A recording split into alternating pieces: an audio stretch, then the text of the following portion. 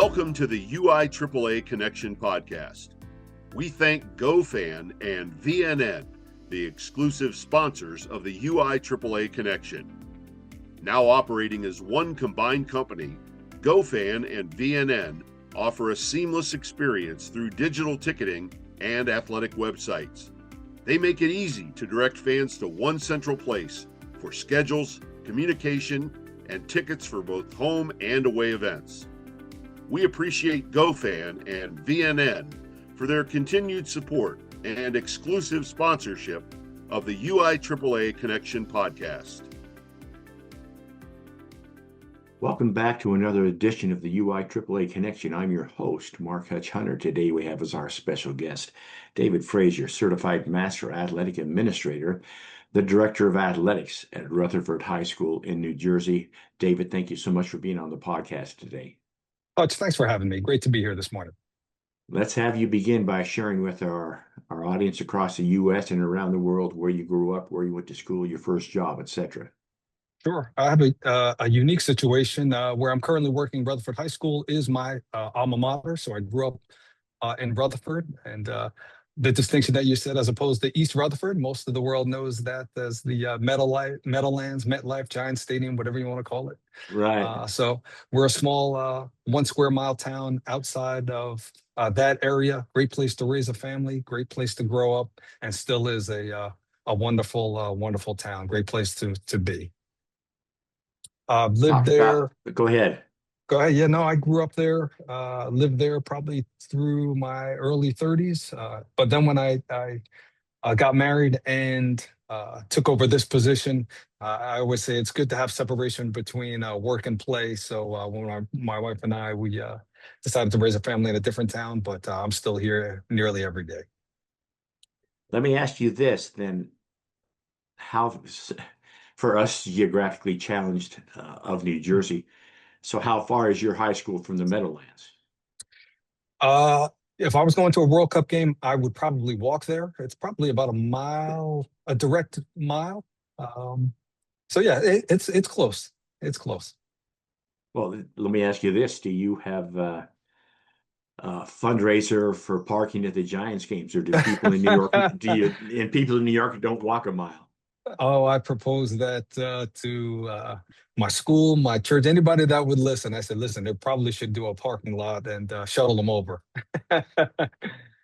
Well, the reason I ask is I have a son who spent 5 years in inner city Baltimore, worked at Digital Harbor, and his high school is not far from the Ravens Stadium, M&T in Baltimore. And when he was there, it was a fight between the football coach and all the other coaches because they were charging, this is 10 years ago or longer, they were charging $25 a car. And they would get it. People would just park there and then just walk over to the game. But the football coach was keeping all the cash, and the rest of the school wanted a piece of the action. So there you have it. Probably a good thing that we don't get to do that, probably. Yeah. Let's have you talk about your youth participation in sports and in high school. Sure. Sports has always been a part of my life. At an early age, we had the unique experience of having a great schoolyard and a great town summer program. So we spent the majority of our time playing playground sports, basketball, stickball, tag, manhunt, all types of crazy games without parents, without officials. So we grew up in that era and that generation. But once organized sports, I was involved in that. It was basketball, football for a little while, baseball for a shorter time. And then when high school came around, I focused my attention on track and field and basketball. Both of those, that was kind of the model that I followed. My brothers participated and sister participated in track and field. So it was kind of a seamless thing for me to participate at that level. I was blessed to be pretty good at those sports. Yeah, pretty good at those sports, and had some success at the high school and collegiate level. So yeah, it's been a part of my life, and has shaped me in so many different ways, personally and professionally. So I'm thankful for my youth experience for sure. All right, then talk about your track participation at the university level and share that with our audience. Sure.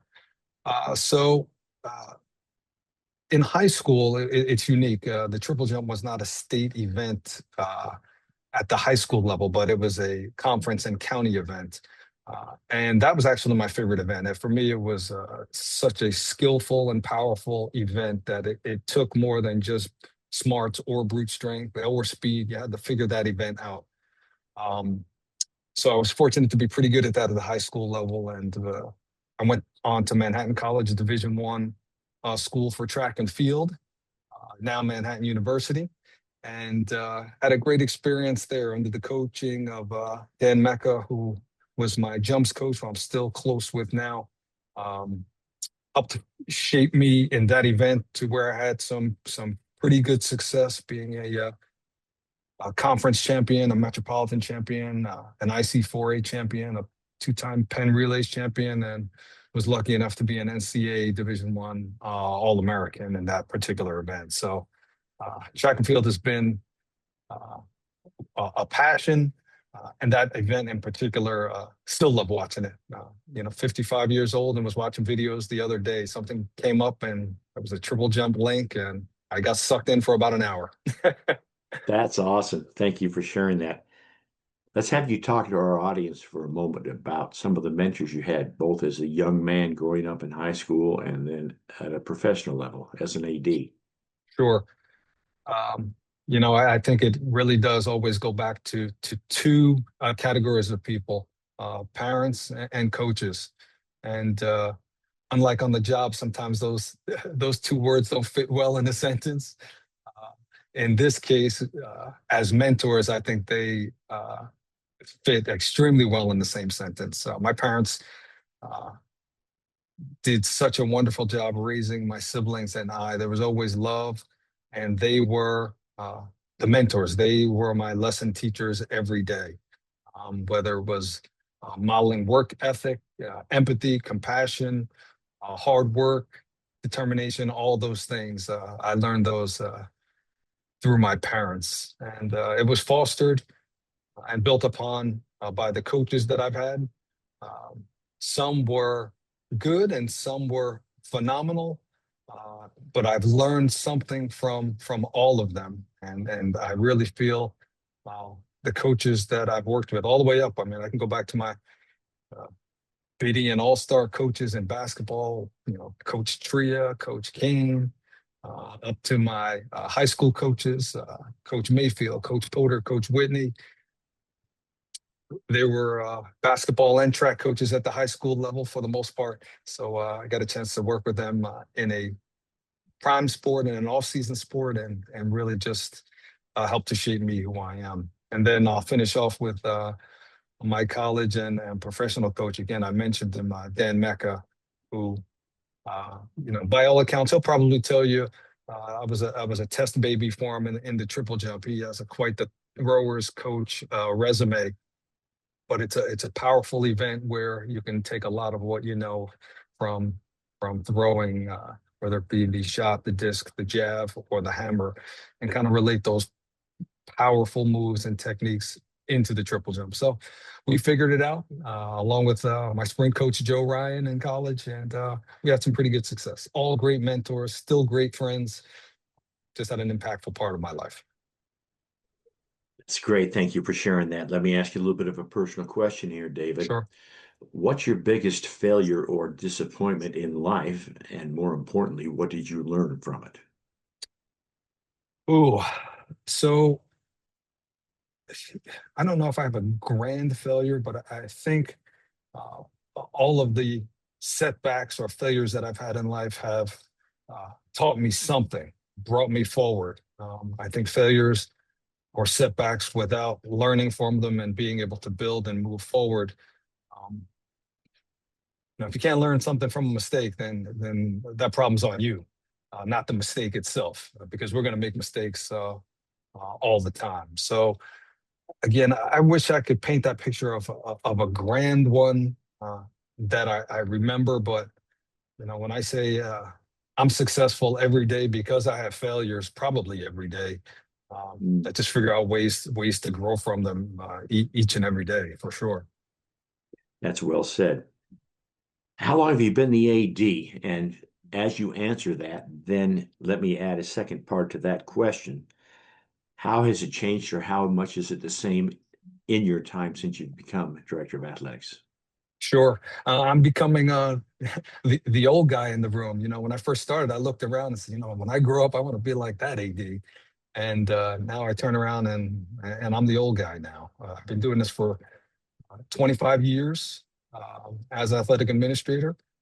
And again, when you talk about mentors in the field, I've had some great athletic administrators as mentors that have helped shown me a path of success.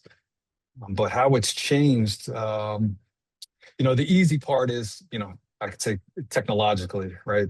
When I first started, everything was done by paper and picking up the phone. If we canceled a game, if I canceled a baseball game, there's no way I was looking at tomorrow to play it, because just trying to find umpires would be a nightmare. So I was always skilled in trying to find a week away to give my fields a chance to dry and a chance to get umpires, and had to go down the list one after one to see, hey, Hutch, are you available? No, on to the next one. Tommy, are you available? No, off to the next one. So,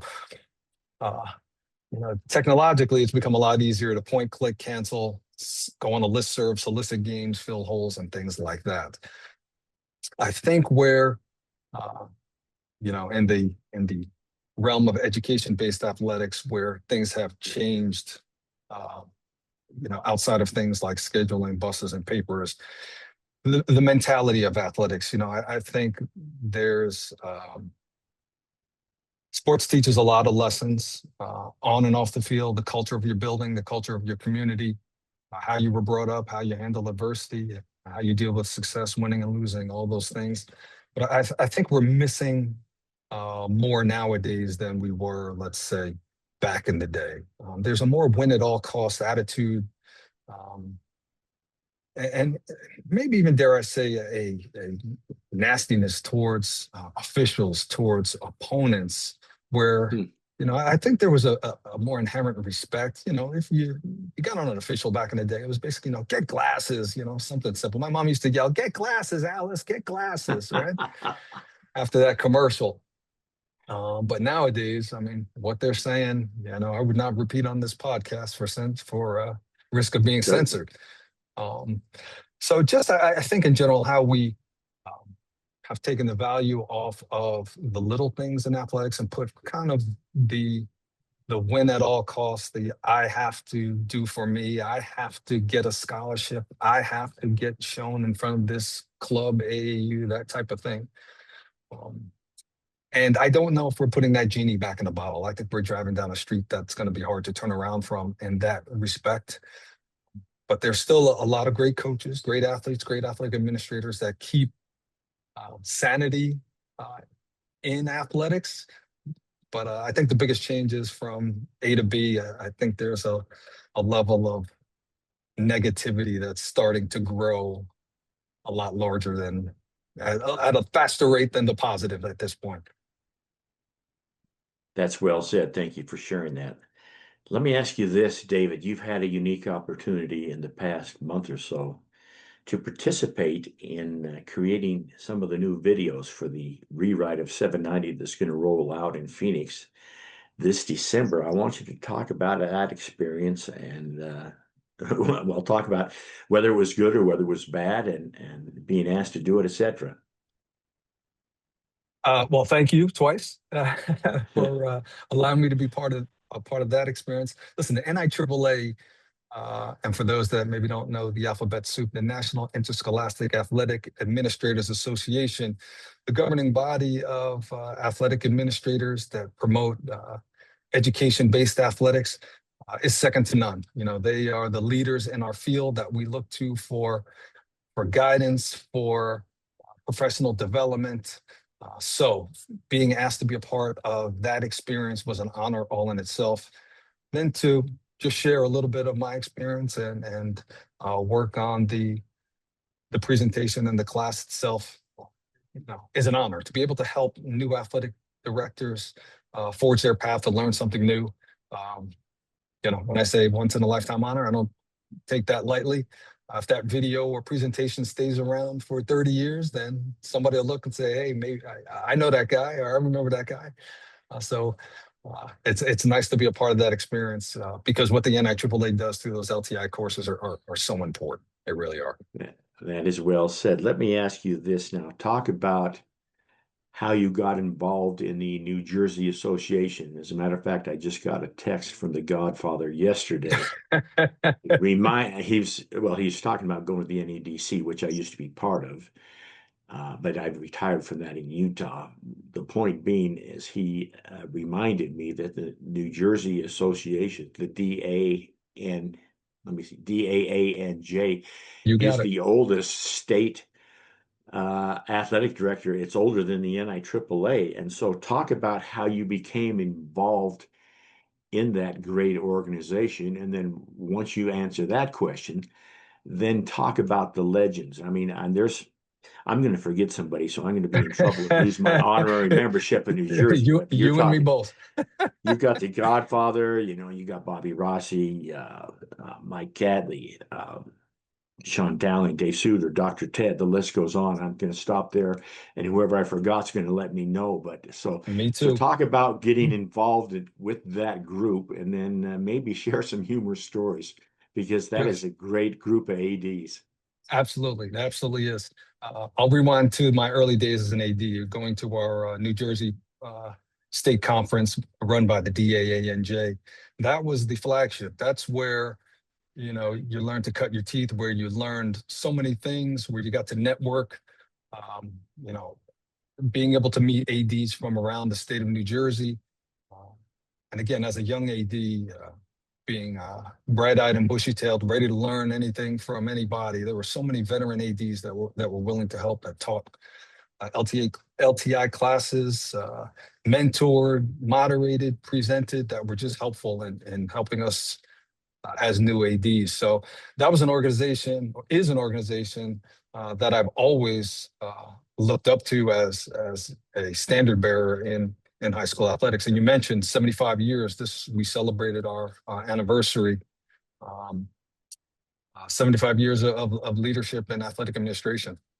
So the organization itself is built on solid foundation and looking to move forward to help promote leadership, education, and help new ADs to be the best in the field that they possibly can. So lucky for me, after being bright-eyed and bushy-tailed, maybe 12, 13 years ago, there was an at-large position I was asked to be a part of. So I became part of the Board of Trustees, which at that time was quite an honor. I knew I was going to be on a term limit. And then through time, some people moved on, some people were added on, and my at-large position turned into a permanent board member position. And I've been on since, serving treasurer, secretary, vice president, and now president of the organization. I've been blessed to run the professional conference that we had last year and the year before. I'm happy to pass the torch off this year to Daryl Jones, so he's able to work on it. But the DAANJ has done so much for so many ADs in New Jersey, providing network education opportunities, etc. So just a great organization. And the conference still in Atlantic City, correct? Still in Atlantic City. We've been at the Hard Rock Hotel and Casino the past couple of years. Great place. They treat us well. It's just really a nice setup for us to professionally to get some great work done and also have a little bit of relaxation time as well. I'm going to get myself in trouble, though, because you did mention a few names. So I'll start off you named it with the Godfather, Bob Hopek. He's our executive director of the DAANJ around the country. He's known as, and really just he's such a good person. He really is. Again, one of those ADs that when I was younger, he was somebody that you looked up to and said, man, that's really somebody who's known around the country. That is New Jersey personified, and he's really kept us on the map as leaders in education-based athletics. Still working hard as our executive director. And again, I can't say enough about Bob. Just really a great friend. Has helped me so much, and really, I thank him. Yeah. The other, some of the folks that you mentioned, Bob Rossi, again, retired, somebody who's helped me tremendously, especially the past couple of years, uh, encouraging me to apply for different accolades through the NIAAA. Dr. Ted DeLessio, still a member of our board of trustees, puts on our banquet every year, has been a mentor to me throughout the years, a great friend. And I thank him for so much. Mike Alley, I worked beside him, recently retired. Had the opportunity to work beside him for several years, and we still keep in great contact. Sean Dowling, again, just recently retired. Another AD that he and I have kind of gone through the ranks together. And if I miss somebody, again, they'll probably yell at both you and I. But New Jersey has so many That's fine. so many great ADs who are legacy ADs. Our board of trustees, both young and old, new and old. We've got so many great folks there. Well, you'll appreciate it. That's the people harass me in Utah because I'm not only the proud owner of one Hopec suit. I have two Hopec suits. I've got the blue one, and then I've got the magenta one. There you go. Well, the people out and see they don't tailor suits like that in Utah like they do in Jersey. So it's a definite different look. When I go to church, people say, "Where'd you get that suit?" And I say, "Hey, you got to know somebody in Jersey to get this." So you say, I got a guy. exactly. I got a guy. Exactly. Let me ask you this, David, share your observations about the recent, I say recent, it's been a half year now. It'll be closer to 8 months by the time this airs. Talk about last year's conference in Tampa and just about being there and just the great experience attending a national conference is. Yeah. Oh man, Tampa was fantastic. Forget the obvious stuff. We had great weather, great facilities, that type of stuff. That just made it better. But I hadn't been down to Tampa before, truth be told. So being along that, whether it's a harbor water walkway, whatever you want to call it, the Tampa Convention Center, all the facilities were top notch. And again, the NIAAA, along with the NFHS, that is a well-oiled machine and running those conferences. From the branding to the professional development, the vendor areas, the opportunities to network, really second to none. New ADs that haven't been there before really should take the time to go to a national. There's just so much to be gained, to be learned, and opportunities to grow that really everybody should take advantage of. And Tampa was fantastic. Next year or this upcoming year we'll be in Arizona. Looking forward to that. But Tampa did a great job as a host. And again, it was run top notch. So it really is worth looking forward to next year. Make it simple. Looking forward to next year. I like what you said about networking, and so many of our guests, including you, have said this. But if you haven't been to the national conference, I don't think people understand. You gain so much from the LTIs, from the workshops. That is second to none. Not discounting Agreed. that at all, but where you really get that sense of family and where you really get that sense of sharing and learning on top of that is outside those meetings. It's on the break, having dinner with people from different states. It's just such a great experience. So it really is. Friends from all around the country. And again, what we've all learned through this journey is that the athletic triumphs that we have, we all share. The athletic downfalls that we all go through, we all share. Really, the biggest difference are our area codes, our zip codes, but the challenges are the same. The celebrations are just the same. So yeah, it's great to see folks and meet folks from all around the country and share those ideas. perfect. David, what's the favorite part of your job? Oh, from 3 o'clock on, watching kids, the work that we put in our office to make athletic opportunities available. After 3 o'clock is when those opportunities come to light. So to see kids shine, to see their faces light up, to see them learn through adversity, learn through sport, that's the part that that keeps me going every day. I feel we have so much to gain by providing these opportunities for kids. So something that's when that 3 o'clock light comes on, it's the best part of the day for sure. Excellent insight. Thanks so much for sharing. We'll finish with a couple of questions, David. The first being this. You've got 2 suggestions for a brand new athletic administrator, and they need to follow David's suggestions in order to become successful. What would your 2 suggestions be? Oh, thanks for sharing that question. The first is probably listen. There's a lot you can hear with your eyes. Listen, you can see it, you can smell it, you can hear it. Listen to people's concerns, listen to kids' voices, listen to your gut. But listen, you don't have to always try to prove you're the smartest person in the room by opening up your mouth. And usually that gets you into trouble more times than not. So find a way to succeed with your eyes and ears before you try to succeed with your mouth. I think that is probably something I would tell a new AD. And the second is communication really is the essence of what we do. Being an effective communicator is so important to this position. Say what you mean what you say, be honest, upfront, own your mistakes more quickly than you own your successes. And then look to not make those same mistakes again, because we're all gonna fall into something sometime. But those would probably be the 2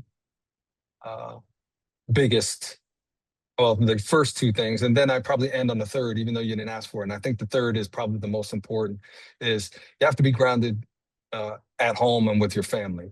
You have to put the time in. That is the most important group of people that you should be serving. Doesn't mean you give less attention to anyone else. That just means you should be giving your utmost attention to the folks at home. If you can do that and manage balancing time outside of the job, then you're going to have a good run at this.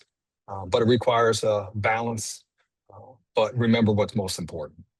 Nobody ever retires or dies and says, man, I wish I had spent more time at a game and less time with my loved ones. So find that balance while your eyes are still open. That is well said. Thank you so much for sharing those great suggestions. We'll finish with this. David, what question should I have asked you that I failed to ask you? Oh, not a failure, but I do want to touch on one experience or 2 experiences that have helped me grow in this field, and serving not only the DAANJ in my conference, but serving the NJSIAA, our State Athletic Association, working with several executive directors, and most recently Connie McGuire, has really been one of the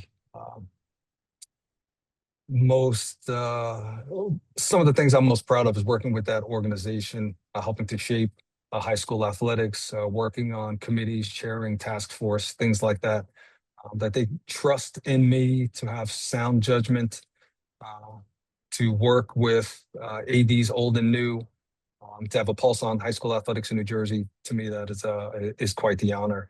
And then serving on the NFHS Board of Directors, that too was a great experience that helped, when you say add a shot of adrenaline into my career, serving from 20 to 24 on the board of directors. It really, again, serving kids in athletics from now 40,000 feet, when you're on that governing body, working that high up, seeing the whole country, knowing that every little decision that the board makes can trickle down and affect kids at the local level. So I was blessed to have my feet 40,000 feet on there, but also on the ground as a working AD to kind of have a pulse of what it looks like when a decision is made and how it affects kids, coaches, state associations as an immediate impact. So working with, serving on those with those 2 organizations is really something that I love to share, and has really helped shape my career, and something I'm very proud of. That is great. Thank you for mentioning that, because I meant to ask you, forgot, obviously the Federation just had their summer meetings in Salt Lake City last week. It'll be a They month did. by the time this airs. I think I've had close to 300 shows. I think you're the second AD that I've talked to on the podcast that has been a member of the Federation board. So I want you to talk a little bit more about that and talk about how rare that is, because most of the time, when they get the people from the state to represent, they're usually members of their executive committee or principals of somewhat, but it's, at least I think it's fairly rare to get a working AD on there. So expand on that a little more before we finish up. Sure. So I was the Section 1 and Section 4 at-large representative. The rotation for Section 1 and Section 4 at-large fell on New Jersey to seek out a candidate. And I mentioned her before, Colleen McGuire, the executive director of NJSIA, reached out to me and asked the question, would I be interested in being and serving on the NFHS Board of Trustees? And I said, sure, just let me know what it entails. And she said, she gave me the information, said, talk it over with your principal superintendent. And I said, no, I'll talk it over with the real boss. I'll speak with my wife. And all three of them said it was a good decision to explore, to work with the organization. So a little dumb luck, a little good timing, and having New Jersey be the state that got to elect the representative or recommend a person for the position. Lucky me. That is awesome. Thank you for sharing that. On that note, that wraps up this edition of the UIAAA Connection. Again, our special guest today has been David Frazier, Certified Master Athletic Administrator, the Director of Athletics at Rutherford High School in New Jersey. Thank you so much for being on the podcast, David. Mark, thanks very much. Great to be here. Looking forward to speaking to you again. For our listeners, we hope you tune in again next week for another edition of the UIAAA Connection.